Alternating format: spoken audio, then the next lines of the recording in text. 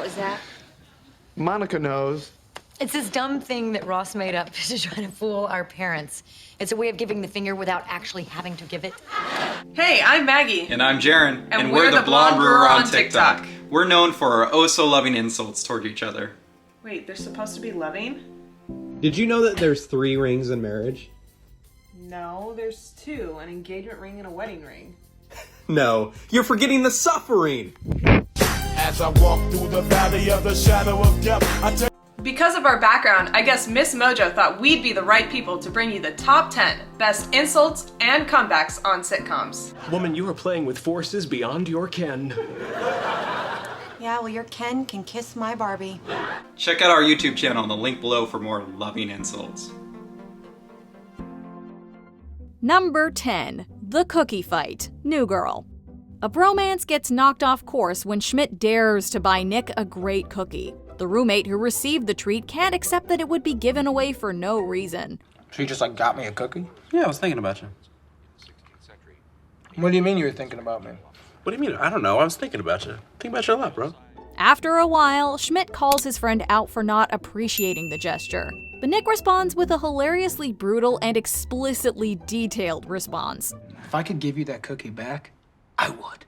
Nothing would make me happier than to throw it up, mash it into cookie shape, and shove it down your throat. However, the insult backfires anyway, and everyone leaves the conversation a little bit burnt. Luckily, the usually tough Nick crumbles later on and reconciles with his roommate. You're the turtle, man. I knew I was the turtle. Yeah, man, you're the turtle. I knew I was the turtle. This wasn't the only time he was involved in food-related controversy either. A few minutes after Nick ate a kid's sandwich, Cece hit him with a blistering insult. No, what you are is the human equivalent of the crack between 2 couch cushions. Number 9. Many ways to say no. Scrubs. You couldn't talk about sitcom insults and ignore Dr. Cox's famous rants. They became a fan-favorite running gag throughout the series for good reason. We'd be remiss to leave out his Wrong song. wrong, wrong, wrong, wrong. Wrong, wrong, wrong, wrong. You're wrong, you're wrong, you're wrong. And we can't forget the time when Dr. Cox took Elliot down with one biting remark after she proudly announces that she's off the market. I'm sure the pulse setting on your shower head will be devastating. While we adore his typical rambly monologues, one of our favorites is a much simpler exchange with JD. In this iconic scene, the sardonic medic simply reels out a long list of ways to say no. There's absolutely not. No way, Jose. No chance, Lance. Yet, negatory. Nah. And of course, my own personal favorite of all time, man falling off of a cliff. No! It's a simple but brutal series of negative responses that definitely gets the job done. Number 8. Red goes for the head. That 70s show. There are 2 things we know for sure about Red Foreman. He's often ill-tempered and loves to call people Dumbass.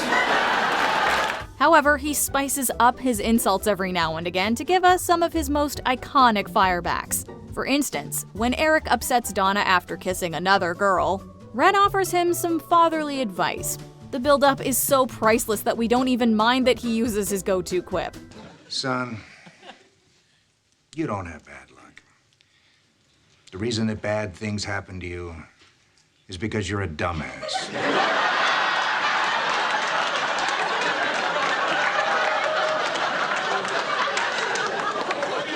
Now fix it. But one of Red's finest insults comes when Eric's nursing a hangover. The patriarch offers a unique explanation for his son's headache. My head hurts. That's your brain trying to comprehend its own stupidity. It's brilliantly witty, and we unanimously yelled "burn" at our TVs. We also memorized this iconic line in hopes of using it on our own unruly teens someday. And Eric, I'll deal with you later. Thank you. Number 7. The opposite of Batman. Community. Troy's hit Britta with several stinging insults over the years. The AT&T of people. He may have hit his peak when the duo tries to help Abed cope with a TV show's change in schedule. Although Britta distracts Abed with a new program, it ends after an extremely short run. Out of frustration, Troy whips out rapid-fire zingers that are as offensive as they are obscure. You are human tennis elbow. You are a pizza burn on the roof of the world's mouth. You are the opposite of Batman. Being told that you're like the feelings of tennis elbow and burning the roof of your mouth must have stung a lot. While those jabs might seem silly, calling Britta the opposite of Batman was a clever way of calling her a joker. If you ever wanted to call someone out who completely botches a good deed, this is how you do it. You probably just Britted the test results somehow. No, I double-checked them. Wait, are people using my name to mean make a small mistake? Yes. Number 6. Holt vs. Wunsch, Brooklyn Nine-Nine. There's perhaps no rivalry as fiery as the one between Captain Holt and his arch-nemesis, Madeline Wunsch. But much to our delight, she always brings out his sassy side. Sticks and stones, Raymond. Describing your breakfast? Throughout the series, the pair have thrown many epic insults back and forth. Some highlights include whenever he creatively implies that she's the devil or a witch. How do you like my new office? 20th floor. Yes, I never thought I'd see you this high without a broom under you. In just one of our all-time favorite examples, Holt offers his enemy a seat while still throwing her a snide remark. She rebuffs him for the unoriginality of his insult with a good jab of her own. I'm sure you'd like to take some weight off your cloven hooves. Calling me the devil? How original, Raymond. Actually, I was calling you a goat. You goat. However, Raymond gets the last laugh by revealing a surprise twist. He sure goat her bad. Number 5. Michael's iconic zinger to Dwight, The Office. You know a zinger is effective when it transcends its origins to become a pop culture phenomenon. That's what she said. That's my joke. Damn it, Dwight. What makes this office burn a standout was that it was carefully orchestrated between Michael Scott and Dwight Schrute as part of a rehearsed skit. Depression? Isn't that just a fancy word for feeling bummed out? Dwight, you ignorant slut! It was short, sweet, powerful, and quickly took on a life of its own. We imagine many The Office fans even adopted this cutting and hilarious put-down in real life. Despite being the most iconic insult, the most savage one was aimed at Toby. And if I had a gun with 2 bullets and I was in a room with Hitler, Bin Laden, and Toby, I would shoot Toby twice. Sure, he isn't everyone's favorite person, but ouch. It felt like we were watching him get hit by 2 emotional bullets. Okay, You were all being right. really funny, and then you went too far. Number 4. Chandler can't hold back anymore. Friends. Chandler Bing is, without equal, the king of sarcasm who can throw out a brilliant clapback at a moment's notice. His Q-tip comment to Joey is just one example of his many fan-favorite zingers. All right, when was 1990? Okay, you have to stop the Q-tip when there's resistance. After throwing out a hurricane of insults, Ross bets Chandler that he can't go the entire year without mocking his buddies. This task proves especially hard since they all continuously bait him. Oh, guess what? I have a date with Elizabeth Hornswoggle. Hornswoggle? Oh, this must be killing you. In the end, Ross wins when Chandler can't even get through the episode, let alone year, without making fun of his friends. The sarcastic friend cements his loss with a legendary tirade. And Ross, phone call for you today. Tom Jones. He wants his pants back.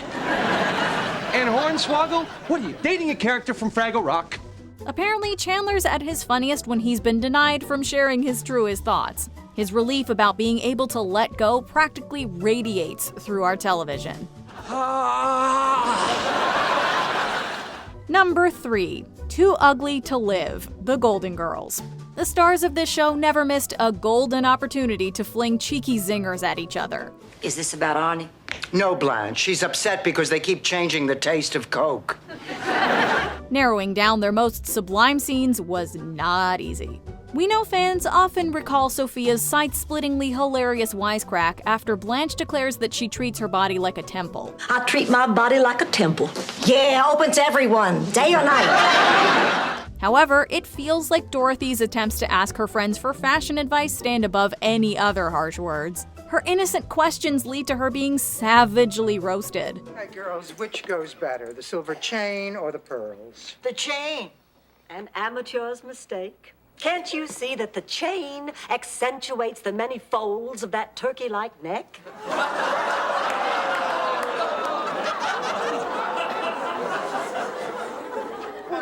may be, but the pearls draw attention to the non-existent bosom. Her face says it all as her friends relentlessly criticize her appearance. Luckily, Dorothy can spar with the best of them and doesn't miss a beat in firing back. Why don't I just wear a sign that says too ugly to live? Fine, but what are you going to hang it from, the chain or the pearl?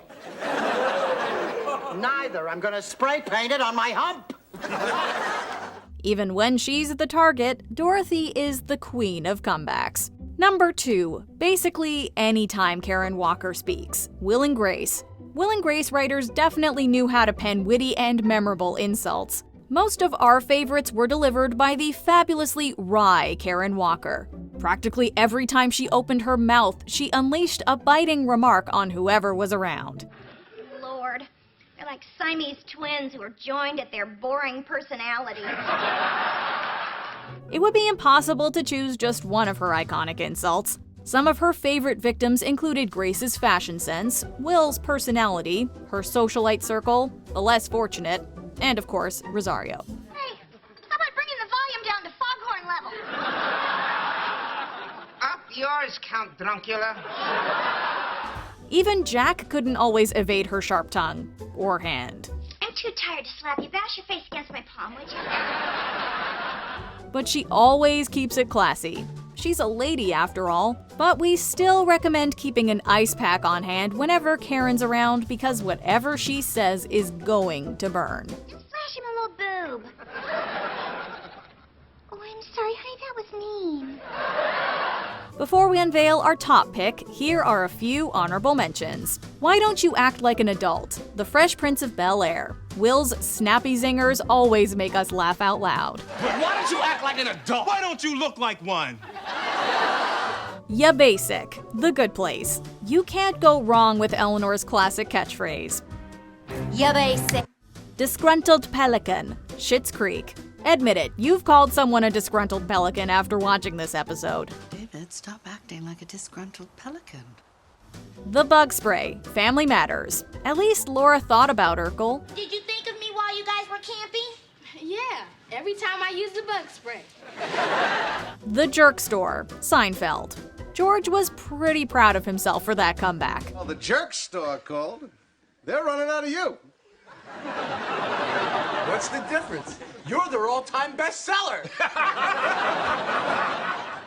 Before we continue, be sure to subscribe to our channel and ring the bell to get notified about our latest videos. You have the option to be notified for occasional videos or all of them. If you're on your phone, make sure you go into your settings and switch on notifications. Number 1. Most of Niles and Cece's conversations. The Nanny.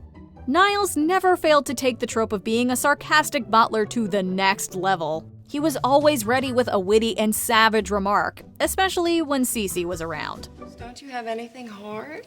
Not for you. In fact, their heated dynamic provided much of the series' hilarity. Nothing was off limits. Niles took shots at Cece's appearance, character, and non-existent sex life. Oh, don't you have something to dust off? How about the left side of your bed? He once even sent a singing telegram to throw shade on his behalf. And sometimes serendipity stepped in to lend a hand. I couldn't resist the infomercial. Unwanted dirt just slides right off. Even after the pair finally confessed their true feelings for each other, the zingers didn't stop flying. Throughout the series, Cece occasionally tried to match his barbed tongue. But Niles usually got the last laugh. That's funny. Thank you very much. No, I mean the fact that I'm really rich and you're cleaning toilets in a suit, a tie, and rubber gloves. Well, you got me that time. Do you agree with our picks? Check out this other recent clip from MsMojo.